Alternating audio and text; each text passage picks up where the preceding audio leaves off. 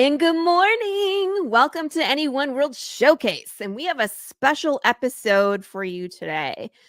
Welcome, welcome, welcome. Again, if you haven't seen me before, you must live under a rock. I'm Laurie Calcaterra. I am your hostess with the hottest coffee around. And today, my friends, we are going to talk about what anyone will do for you. We've had the show, and I always showcase right in the middle that submission. If you have a story inside you, like myself and my guest, here's Morgan Quaid. He can explain it to you. But today, my friends, we're going to walk you through all the cool things that anyone and ASAP do for me, for everybody that's involved. So I'm going to bring in my guests. I have two today. I'm super excited. We have the one and only Laurie Cunningham. Good morning, ma'am. How are you? Good morning. I'm great. How are you? I'm good. And then today's guest is ZG Taylor. Would you prefer ZG or Zach?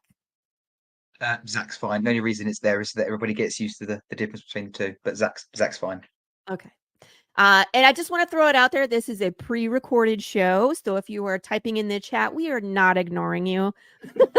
I swear we're not ignoring you. We're just, we recorded this last week. So hello from the past to the future, one of those things. So today I want to dig into all the stuff that Any One World does, because I don't think people know. You know what I mean? We always play the video where you can submit and they talk about like digital and physical and merch, but there's all this behind the scenes stuff that people I don't think are aware. You know what I mean? So let's dig into it. Zach, let's introduce you first. You are writer creator of Red and Brown.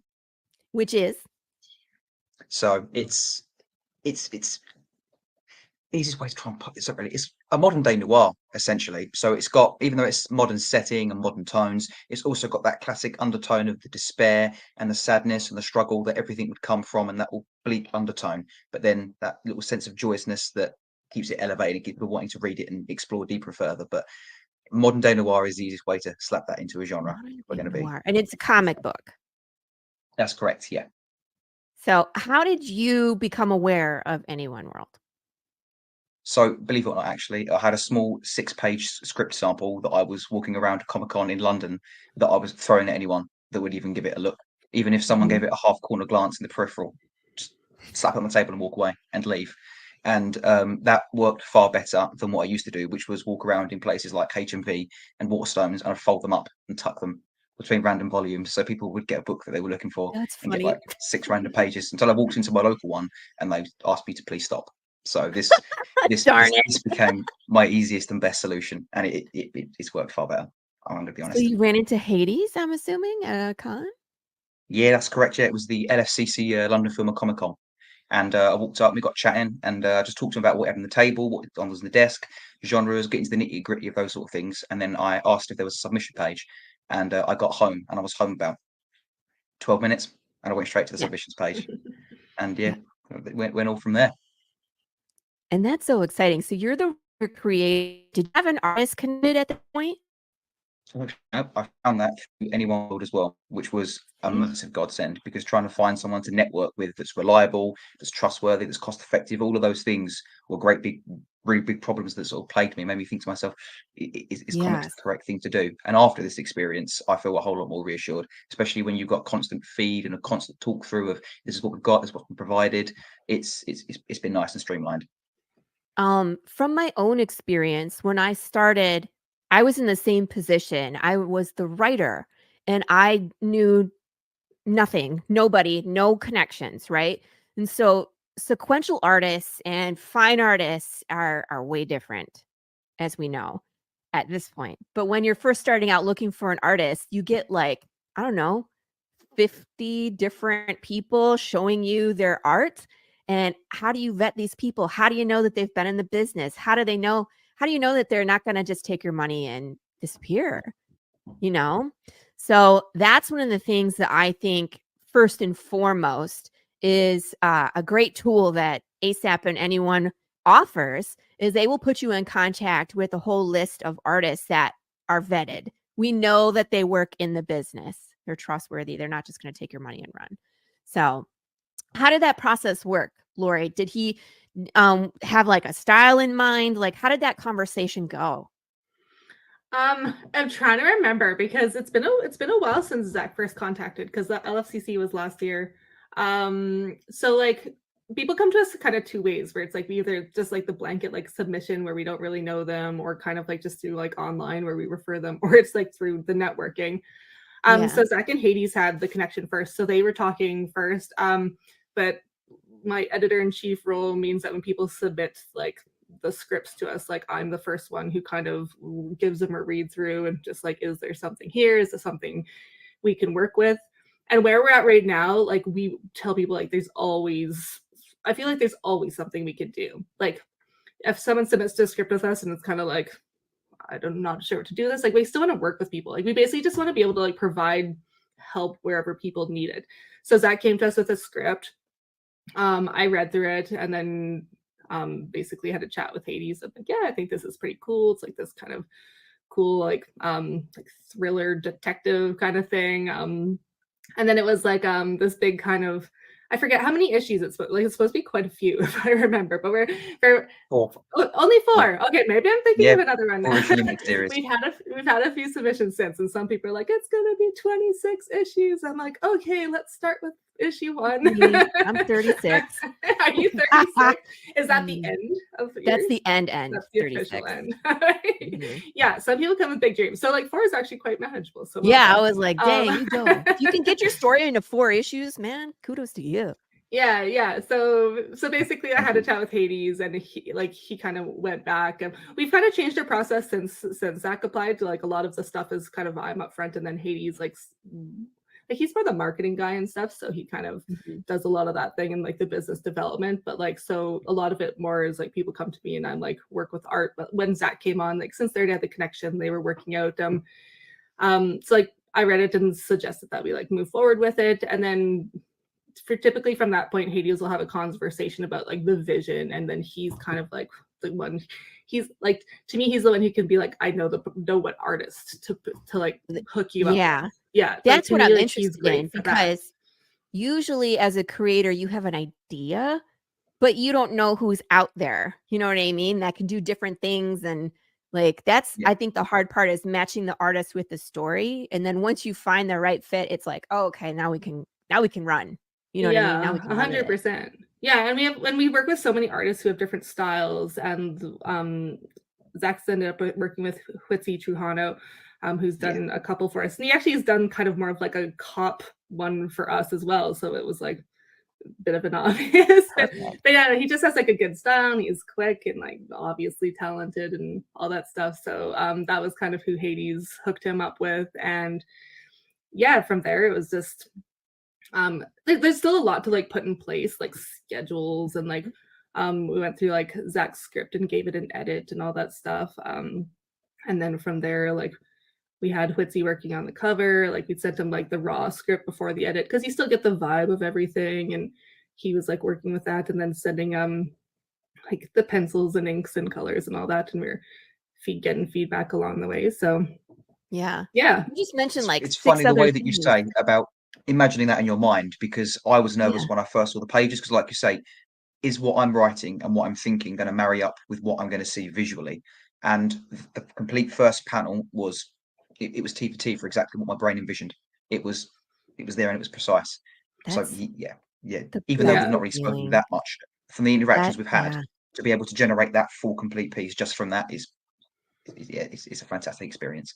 Yeah. So the artists that we work with are pretty great. And I know like I have the same thing where I even like when I've worked with someone, I know that first like time someone sends me the art, I'm always nervous I'm gonna hate it for some reason, which I Yeah. never do. Like there's a few every now and then I like have to like come back and be like, oh, can we change this or do this or whatever. But like I'm for some reason the first time I see the art, I'm like nervous. I'm like, what if they completely miss the mark? And somehow like they don't. So Yeah. and it's been pretty lucky, and that's why I think that's kind of what we've tried to do. Like basically all the artists that we connect our any one worlders with are people that we've worked with over in our world, like writing the titles that are belong to ASAP. So it's very much like we've had a feel with, we know like what people like to work with and all that stuff. Everyone has their different communication styles. Like some people it's like in the emails, and some people I'm on WhatsApp, and some people I'm in Instagram. Like just Yep. everyone's different places. So yeah, it's there's definitely like a lot going on. So did you guys know? Wait a second, I have a thing. Do you know that Anyone World also offers editing? And Laurie had touched on that. Laurie touched on like 6 things in that one sentence. She was like, we do this, this, and this, and then we do this and that. And I was like, dang, lady. Let's talk about editing. So comic book wise, what kind of editing is available to a creator? Basically everything. So like people can literally come to us just with an idea, and they're like, hey, I've never written a comic script, like I want to do this. And lots of times people come with like a story, or they're trying to adapt something, and like literally from there, it's like lots of times there's like references on the internet where like we'll give them sample scripts, and we're like, well, here's like what you can use. So that's kind of like that's not so much editing, but that's like the very like basic where like here's like a bit of a guideline. But when people come to us, it's like right from square one. It's kind of like right now it's me. Like we do have other editors, but I'm kind of the one whose focuses on the comics, and it's just reading through the script. People typically we have a submission form through the website, so people give me the like this. So even if it's just one issue, like ideally I know the story for the 4 issues. So I'm kind of like, because lots of times it ends on a cliffhanger or something. Like you want to know that it's like still going on, and you want to make sure that people are going to buy those second issues. So yeah, but it's just like kind of like looking for plot holes and making sure the story makes sense. Like the start's very like developmental, and then I'll give it like a grammar edit, like obviously once we send it to the artists, to make sure the dialogue. That's 3 different kinds already. Yeah, so it's basically all of it. Like we got the like it's weird because like I think I come from like the novel background, so I'm thinking of like there's like the developmental, and then the line edit, and then the proofread and all this stuff. But it's very much like comics. It feels more like I'm doing all of it once for some reason. Which I know like obviously it doesn't make sense to proof if there's a whole bunch of like developmental changes. I'm not going to give it like a solid grammar proofread right from the start. Lots of times, like just the way my brain works, I'm just like adding periods and commas as I go anyways. So take it out, people. I'm gonna give it multiple passes anyways, so like why not just like fix it along the way, and then at the final proofread, like once the comic's done, like I'll like go through it and like check the dialogue and make sure nothing has been missed, or we haven't accidentally like copied and pasted like the dialogue, like the speaker or something like that, or left things in quotes. Like there's all kinds of little things. Do you double check the art for consistency as well? Yep. Yeah. So I try to be I try to be fairly hands-off during the drawing process. Basically like I'm involved, so I will look at it. But basically I want like like between like Zach and Whitsy, like I try not to say anything at the start. I'm like, let me know what you think of like what Whitsy did and like all that stuff, and then Zach can give his opinions. And if there's anything I notice where I'm like, okay, well maybe like this or this needs to be there, but like I try to be like pretty hands off and let the two work together. And then if there's just anything that like needs pointing out, we're like, oh hey, like we meant to like do this, or this doesn't quite make sense, then I'll point it out. But I try to like just let them do their thing. So Zach, when you met your artist, how did that conversation go? Like you get to know each other, you talk about the script, like talk about that for a second. Like how did that all work? So we had a little brief chat and just a little bit of a chat of who we are in an introduction set of emails. But other than that, it's been straight to the point, nitty and gritty, and that's that's the way that I work. I'm a big thing on script structure. So for me, I'm used to just sitting, focusing, getting it done, and just blasting through it on an almost corporate level, which is that's not a good way to approach it. But we've been able to work since both just we get on, we do what we need to do, we provide, acknowledge that we've got it, and we just carry on. And when it's that symbiotic and it's that streamlined, I suppose is a good way to put it as well. When it's that streamlined, everything just goes on and it carries on, and it does it all at its own pace at the same time. So for me, it's been a beneficial experience. That sounds wonderful, because I don't know about you guys, but here's my takeaway from this. Laurie is available for editing and her opinion and support when they need it, but she also knows when to get out of the way, because the creative process between the creators is so important that they mesh. And it sounds like you guys are both on the same page of, hey, let's get this done. You know what I mean?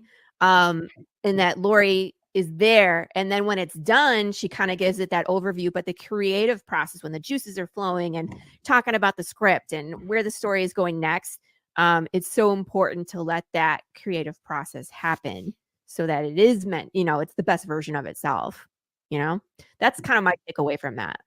Yeah, for sure. Like, I feel like I'm pretty, like, very involved, like, during the script phase and, like, before it goes to the artist for sequentials, but, like, after that, like, I'm there. But it's 100%, like, if I want people to, like, have that experience, like, to me, it's very, like, comics is always the dance between or I guess if you have the artist and a writer and all these different roles, like, obviously there's people who do it all, but it's like, it's a dance between, like, all those people, and I don't want to just be, like, cutting it all the time. Yeah, like, just, excuse me. Stepping on toes.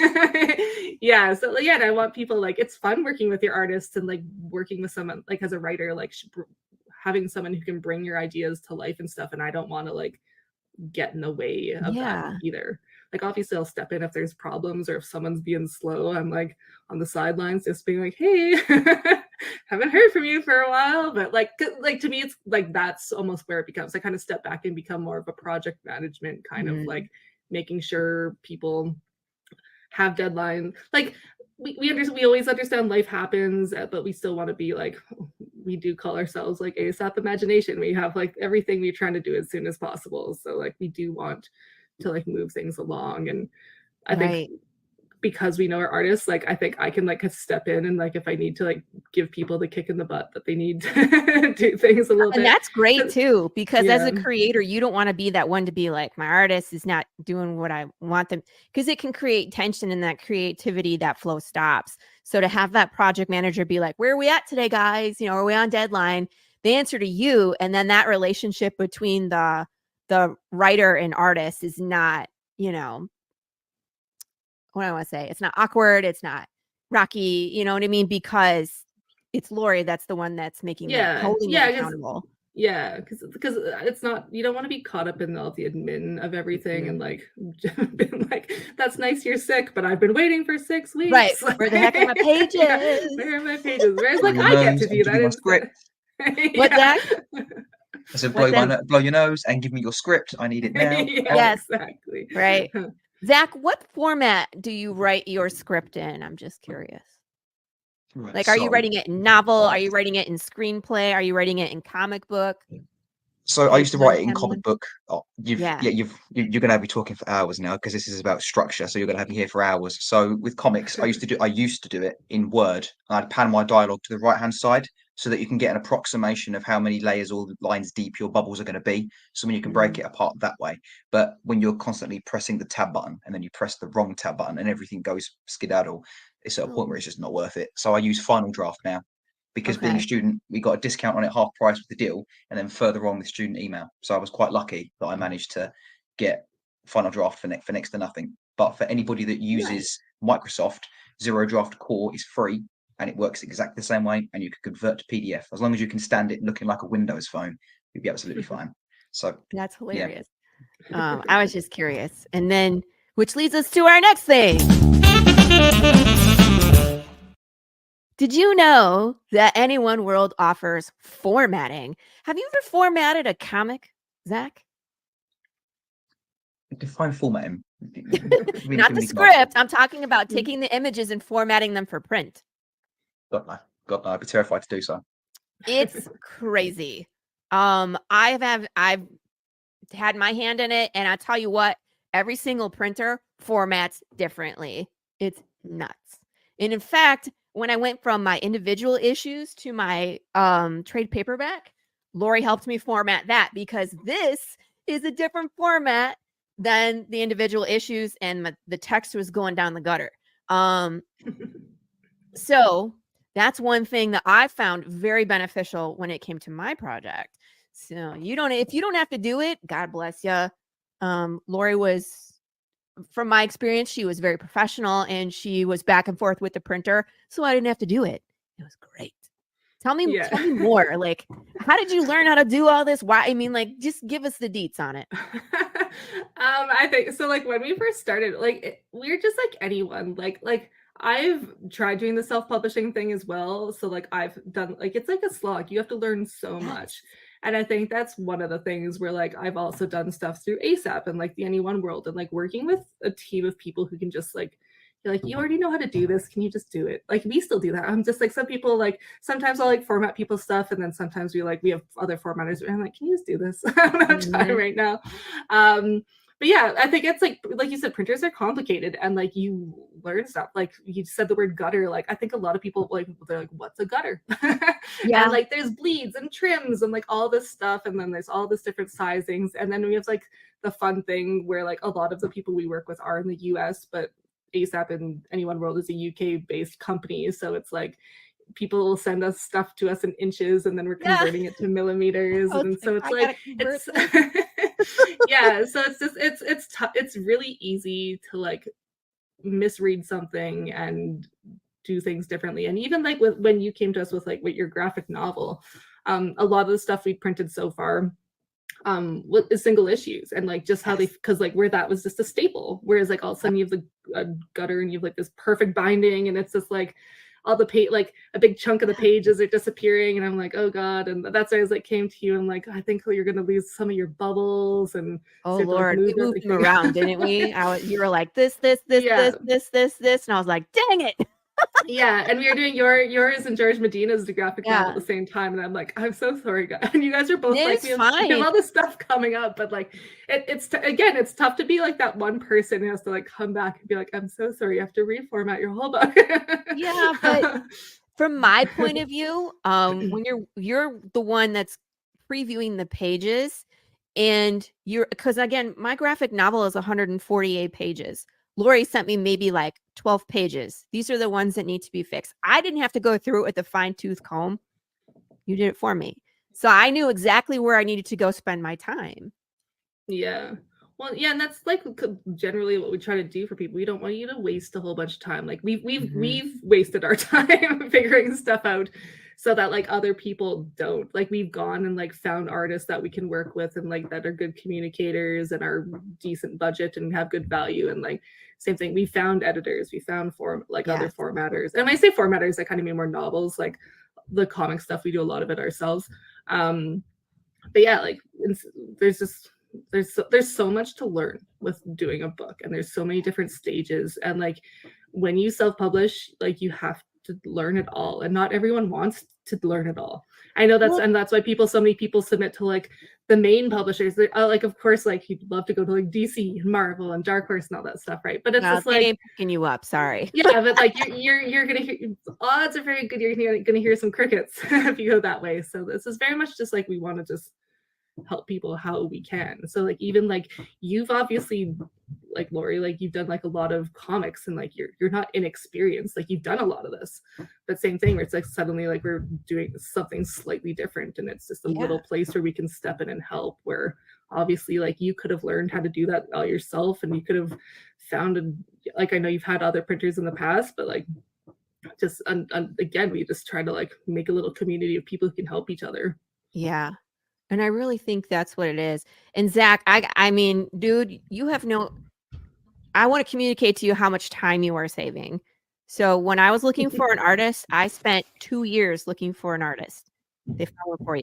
So you've already been saved years of time. Formatting, you don't have to do formatting? That's great. That's another 2 days added to you don't have to format. So the last few days of crying, pulling on my hair as well. So just so much emotional turmoil. Because let me tell you, I had I've used a couple different printers and I had everything formatted for the one printer and I sent it to the other one and they don't use the same template. So then they sent it back and I'm thinking my stuff's going to print this week. Well, it took me another 3 days to go back and reformat every single page. And so, when you have a full-time job or you have family and kids and there's a tendency to go fast, you can mess things up and then things are misprinting and then it costs you money. So if you don't have to do any of that, if you have an expert, dude, I'm so happy for you. You don't have to do it.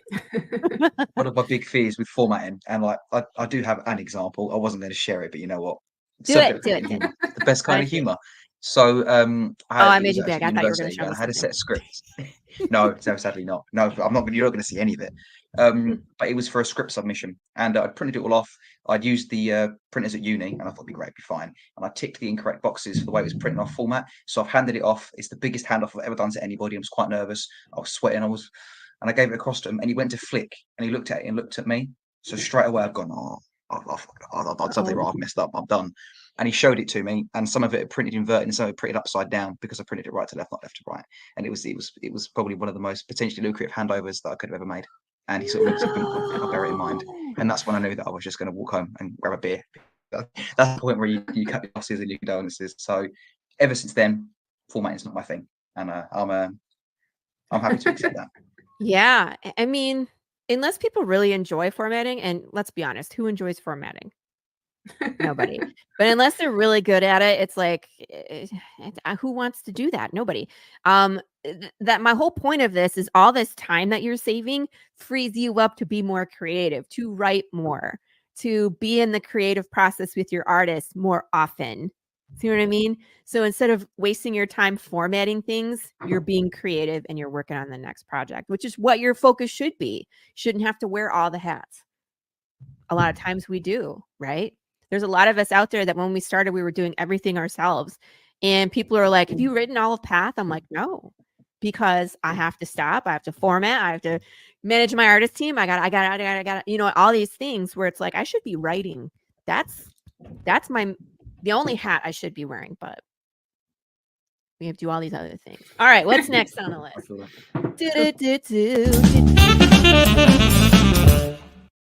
Did you know? I'm having too much fun with those. I want to talk about the collaboration because we've kind of touched on it, like getting people involved, but I want to stress that they're vetted collaborators. So it's not something like, hey, I know this guy that I saw his portfolio online. It's people that have worked in the business. So what's the vetting process for like you and Hades, Laurie? So we're actually pretty lucky with a lot of our artists because like we're the same thing where like it took us a long time to find our original artists. One of our main guys, Matteo Maciorowski, he illustrates OPSEC and he's done some stories and points of villainy and points of virtue. But he was basically great to work with, and basically everything we're looking at an artist, and we're like, hey, do you know any more people? And he's like, I know all these people. And so basically he started sending it. And again, there are people he had recommended. So like again, you have that first step of like he'd vetted them. And then from there, like we can vet people. We've started having conversations with people and started having some drawings from people that we've like, okay, I don't think this is actually going to work out. So we have had people that we've like brought in and then they've moved on, or like they've chosen to move on because they're like, actually, this isn't for me. I just like character design. I don't want to do sequentials or something like that. So it's like it's a chance to like, because we're kind of like the first people to work with them, we can kind of, there's that chance to like, if something's really not working, or like this person like this person's fast and quick and like is responsive to feedback, or this person is like slow and doesn't communicate, like we're probably not going to work with those people again, and we don't want to recommend those people to other people. So that's like our big thing there. And like, so like we're lucky having some people referred to us, but some people still come to us naturally. And I know Hades especially, he's good at it. He goes to all these cons and he's like, oh, found all these new artists, they're going to do this for us and this for us.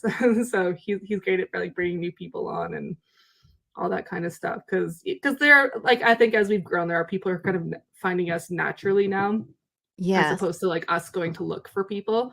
So in a way that makes it easier. So hard, like it's just like a reverse process. You still have to vet people, but it's just like you don't necessarily have to go and find them. But like now you just have like a lot of people use this kind of process. But yeah, hopefully like you kind of hope that like you attract good people, like you try and put out something like that. So I hope that like attracts like in a way, so people can kind of get our vibe and show up and want to work with us. Word of mouth is a thing. So when people ask me, like, what's your experience with ASAP? I'm like, I have a great experience. Let me tell you all about it.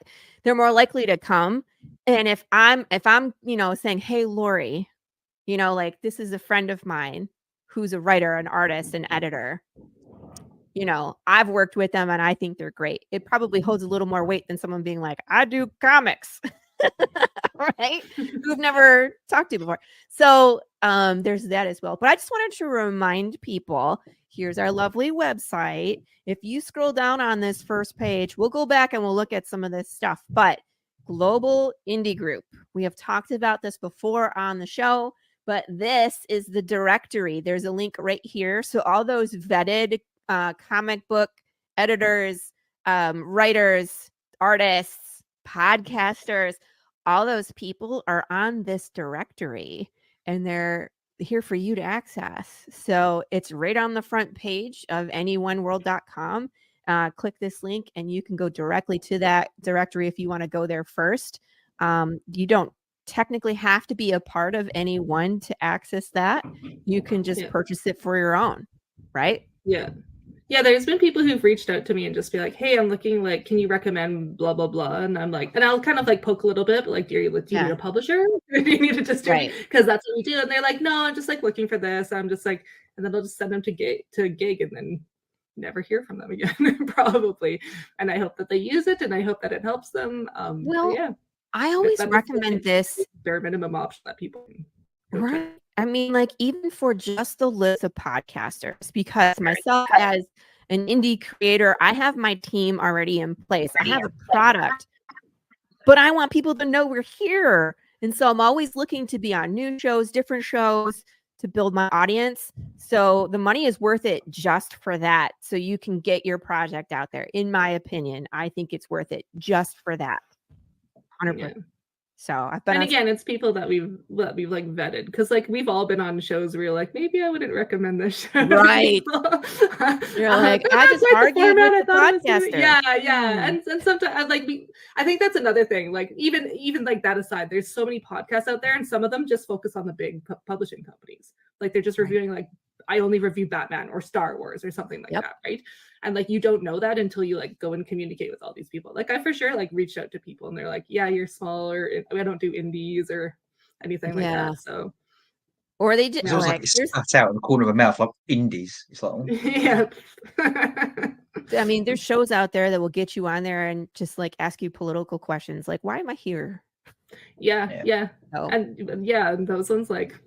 There's maybe some people, like there are people in like the Anyone World distribution who like they have political comics, and like there is a chance where like maybe we send you there. Right, exactly. It might make sense. Also, like arguing about politics promotes their books, so like there's a few exceptions to like most people. I wouldn't be like go argue about politics, but like there's a few people where I'm like maybe. Yeah, 100%. We're going to take a break for a minute. I want to play a testimonial by a novelist. And then when we get back, I want to pick Zach's brain about his story. I want to get into the nitty gritty and I want to dig into what it's about. Cool? I'm going to take us off the screen so you guys can enjoy Christian Prosperi. We'll be right back. Hi, I'm Christian Prosperi. I'm an author represented by ASAP Imagination. My debut novel, Across the Astral Frontier, came out in December of 2023, and I've been with ASAP nearly 2 years now. And from start to finish, working with ASAP has been a creator's dream. Not only do they work so hard to see your vision come true and how you see it, they work tirelessly with other indie creators to see that happen. One of my favorite parts about the process is that I was involved every step of the way, right? From my cover artist, his name's Switzy Toronto. He did this beautiful cover art. He's an indie artist, just like everybody else out there trying to make it, right? And we got to work together and we came up with this beautiful, beautiful cover together. Look at that spread there. Oh, that's beautiful. My editor for this book was also an indie editor. Everything about it is creators, working with creators. And you really, whenever you get that mix and you're so involved in your own project, you really can't beat that. And ASAP, once again, they catered to me and they were able to find an editor that would be great to edit this cosmic horror novel. And they found an artist that would be great to, make this cover versus other ones. They cater to your project to make sure it comes to fruition exactly how you see it. I can't say enough about working with ASAP so far, and it's been an absolute blast. Please, if you were thinking about publishing a project and you think it's too ambitious or too whatever, and it's not going to fit a genre and it's not going to do this, it doesn't matter. ASAP's your home for that. All right, well, y'all, I love you. Thanks for tuning in. Check out ASAP and check out everything under the umbrella. That was really nice. I really enjoyed that. Christian's such a great guy, and just hearing him talk about his experience gives me the warm and fuzzies. Yeah. Well, we use him as an example because like way back when we launched the Anyone World, we had like that charity anthology Perspectives, and he came in. That was his very first publication, was a short story in that. And then basically ever since he's been with us, and then now he has this like own novel, and he's like still going, and he wants to do more stuff, and so he's just been like very involved, and yeah, it's great, and like it's fun that we have more people that we can do that. Like people come to us like the very beginning unpublished and like that, but there's also like people come to us at the very end. Like we have a few people who just come to us for like they have like a completed book and they're like, I just want help with distribution, and that's like the Anyone World has the digital distribution, and that we haven't published a lot of people's stuff, but we're just trying to get more eyes on it, and now we also offer physical distribution for people. So we're trying to get in bookstores and like all over the world where we can. Like obviously the UK, the US, and Canada are our main markets. But yeah, like we take them to cons, and I'm like carrying everyone's books into comic shops and like little indie bookstores here and stuff where we can. So that's yeah, amazing. The very first week that my book was printed, Hades took it to a con.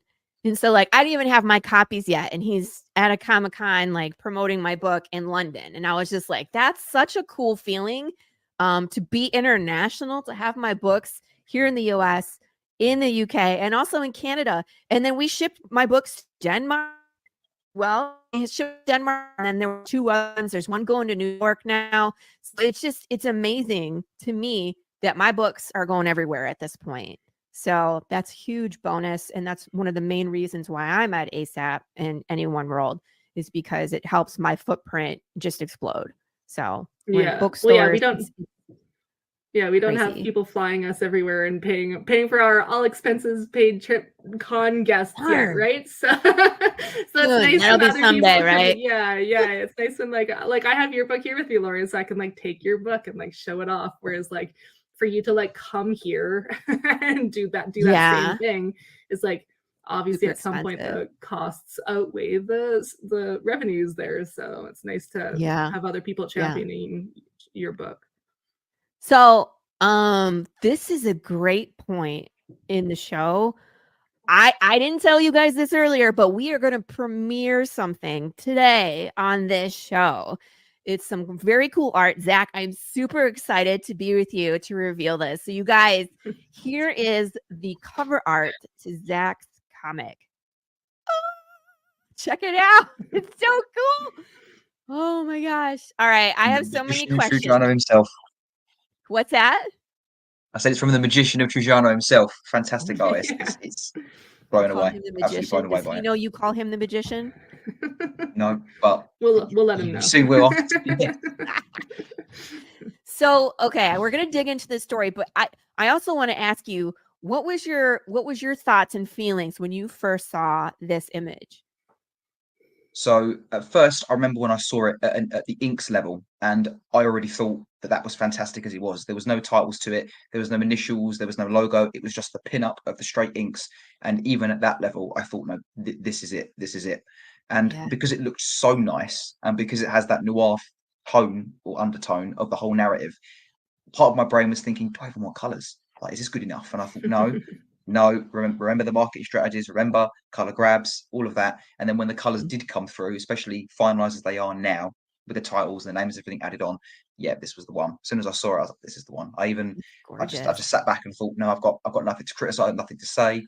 This is it. It just clicked. And he has that talent I've seen with a lot of the art of what I've seen so far of what he's done for me. I've never once sat back and thought, that doesn't fit this, that doesn't fit that. Everything seems to just hit the nail every single time. That's just amazing. And that's one of my favorite things, is when an artist maybe reads a issue, and I get their interpretation of my world for the first time, I think is one of the best feelings as an artist creator when people they get it. You know what I mean? They can read your story, they understand the tone behind it, the grittiness, the oh gosh. And who did the title work on this? That was Fitzy as well. Amazing. Yeah. It's and I want to know what R&R stands for. Is it Red Rum? R&R. No, it's just I think it was just color coding to mix the two up. That's amazing. I don't. It's like it makes me think that there's something else going on. You know, I need to know more. People will have to read and see. Exactly. That's my point. I was like, okay, now I need to know more because that's how my brain works. And like, there's something else there. So we know it's a noir comic book. Give us the pitch. Hit us with it. So it all rolls around a New York detective named Gideon Stresnick, and he is currently living through the wake of a mistrial. He bears it on his conscience. He really, really and truly blames himself for the fact that it went down the way that it wasn't supposed to. He came across someone being attacked in an alleyway, and it was an attack of self-defense. And he convinced her to go through the motions. We go through this properly, we go through this legally. And when the DA had applied pressure to them through a spun headline story of manslaughter or murder, it just put on so much pressure that they had no choice but to go for one or the other, and she was sentenced for manslaughter. And this is something that weighs upon him. He struggles to cope. He cannot get up on a daily basis without being at his door. He's got reporters at the door. He can't get a coffee without someone trying to give it to him for free because they respect him. There's some others giving him dirty looks from cab windows because they don't respect him. No matter where he goes, he's reminded of this every step of the way. And when he's contemplating turning his badge in, he gets a call out to a local hospice, and he attends the confession of a terminally ill 50-year-old lady who killed a young man when she was younger for supplying the heroin that caused her daughter to overdose. So once again, he's come out of one moral quandary and straight into the other, and he's not even had time to try to repair from the first. And it's his journey of how she does it, what she does, why she does it, and by the end of it, when it's all said and done, it's up to us to sit back and decide whether we would do anything differently. Wow. Okay, so I feel like this is going to be just an emotional roller coaster right from the jump. Yeah. Oh Lord. And so it is right from the jump. It's like there's like a mood immediately. I mean, just the cover, I can get it. You know what I mean? Like shock and awe right there. I get it. Like it's going to be an emotional roller coaster. I'm really looking forward to this. So tell us what's kind of where are you at with the story, and like what's the next steps for you, so we can kind of keep our eye on what's happening. Now, this is something that I'm quite opinionated on this. If you've got the time, I personally believe if you've got the time and you can focus on it, I think you should get the majority, even if it's only your vomit draft, you should get all of it finished and done before you submit, especially when we've all got life constraints, we've all got jobs, we've all got homes, we've got bills to pay. It's not so easy to keep up that maintenance every single day. For example, you might get home from a horrid day at work and you don't want to put 2-3 hours into having to do something. You want to come home and just exist. And that's perfectly fine for every of us. I think a lot of us need to understand that a bit more, that we can just exist. We haven't always got to just do. But I do believe that it's better to remain patient and get it all done. And then that way, when you approach someone, everything's there, it's finalized, ready to go. You can be open and honest with anyone that you want to pitch to. They know where everything is, they know where it could be changed, and it could be done months in advance so that no one's got any stress, no one's got any worries. And like you say, you can just focus on creating, you can focus on your new ideas, pastures new. It's something that I'm really passionate about. So for me, all the scripts are done and it's bang, bang, bang. And I feel that's good as well, because if someone's interested, you don't want to leave them in a cliffhanger where they've got to wait 6 to 8 months to be able to get their hands on the next one. And before you know it, by that rate, it's nearly 3 years for a 4-issue series to be completed and in people's hands. So that's why I'm happy to say that I've got everything done. It can be a nice quick turnover and it stays fresh in people's minds. People don't get stuck on it. And that's a big thing to me. So the art is in production. And then are you guys planning on running a crowdfunding campaign, or what's the plans there? Yeah, that's kind of, we're just kind of finishing. Yeah, we're just kind of like finishing up some art. So obviously we have some like we're not doing like all the pages just yet, because obviously that's the point of the Kickstarter. Get some of the funds in. But yeah, once you have like a few pages on some interior artwork done up, it's going to go to Kickstarter pretty quick, and then Zach will be on deck to promote the heck out of it. Yeah, man. And Hey, tell you can everyone why they should love it. come on any One World Showcase when your campaign is live, and we will have a whole show just about, this project and what's on the Kickstarter. We can show it off. And that's one of the cool things about, anyone, again, is that we will promote you. My brain is dying. What the heck, brain? We will promote the heck out of you. That's what I'm trying to say, people. The sense of community is quite an overwhelming feeling as well, because you come Yes. through this, you feel quite alone. You don't know how to approach the industry, how you can break in, and like Laurie said, you get crickets when you go for anywhere larger. So Yes. to be able to come across a community like this that feels as if it's being done properly now, maybe 20, 30 years later than it should have been, but now that it's being done properly, it feels nice. It's reassuring. But every time someone does something so nice for you or reaches out so much, you think, thank you. Yeah, Every single I'm time. with you on that, where it's like a lot of That's real. times, yeah, I feel that way about anyone in ASAP as well, where it's like, I know everybody here is good natured and positive and wants to help promote. And I turn around and want to do that too, because of the positive experience that I get. So we really are a community here. Again, this is a beautiful cover. I'm really looking forward to it. Any idea when it's going to launch? Sometime in fall? Yeah, No. I think they were aiming for like a fall launch. Okay. Yeah. I feel like fall's coming up quick though. It's just like, so yeah, it's not too far away. It's June, and I feel like it's going to be Christmas next week. What the heck? Yeah. I would say the C word. Don't say the C word. We're not ready. Sorry. We're not ready for it. I'm not. I'm definitely not. I'm like, I don't know it's time just flies so fast, you guys. I can't handle it. So, you know what? We covered a lot of stuff. I just want to reiterate that ASAP can cater your experience. So if you need an editor, but you don't need formatting, or you want the formatting, but you don't need an artist, that's really, I think, the forte here is you get to pick and choose, what help you need. It's not you have to buy the whole package in order to be a part of any one. You can do as much as you're comfortable with and ask for help where you need it. That is so important, especially if like Zach, your strength is the writing and the formatting the story. But, when it comes to, I don't know, I can't do a cover. Lean on your strengths, right? Lean on that other person's strengths so that they can help you with your project, so you're not spinning your wheels. And the most important thing is to get it out there and to get the world reading and start building your audience. So all the time that you save using these services is so amazing. And you can get back to doing the thing that you want to do, which is to be creative. Real quick, we're going to go back to the website. Where are we here? And I just want to say, I play this video every week, but just in case you are seeing this for the first time, this can kind of walk you through our submission process. Here we go. If you're an e-creator looking for a home for your comic book, graphic novel, short story collection, or novel, then you've come to the right place. Any One World is a full-service publisher and distributor which can take your creator-owned project and showcase it to the world. We offer two primary distribution channels: digital distribution, where we'll sell your book in our digital bookstore; digital and print distribution, where we'll sell your book in our digital bookstore and distribute through physical bookstores across the UK, USA, and Canada. In addition to distribution, Any One World can also work with you to publish your book. We'll publish your book digitally, helping you source artists, edit, format, and publish your book in digital format. Digital and print. We'll publish your book digitally and produce and distribute print copies of your work. Digital, print, and merch. We'll publish digital and print copies of your book and then work with you to design or distribute products and add-ons such as t-shirts, posters, and more. On top of all of this, we can offer additional paid services where required, specifically cover design, editing, and formatting. Unlike many traditional publishers, Any One World gives indie creators maximum control and flexibility over publishing and distribution. So if you're looking to partner with us, distribute existing books, or publish something new, read carefully through the information below and fill out a submission form.